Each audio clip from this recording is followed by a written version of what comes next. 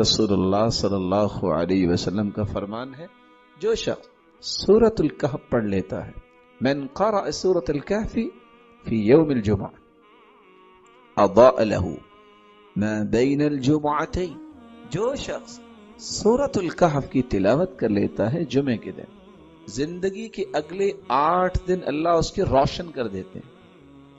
इस रोशनी से क्या मुराद है?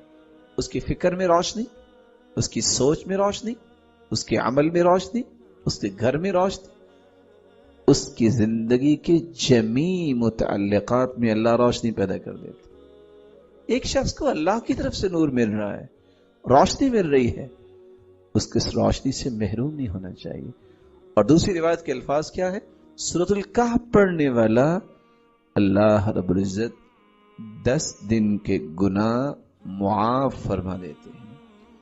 तीसरी रिवायत, रसूलुल्लाह सल्लल्लाहु अलैहि वसल्लम ने फरमाया, कोई भी ऐसा पैगंबर नहीं आया जिस पैगंबर ने दज्जाल से अपनी कौम को डराया ना हो, लेकिन जिस सूरतुल कहफ पढ़ लेता है, अल्लाह रब्बुल इज्जत उसे दज्जाल के फितने से महफूज कर देंगे।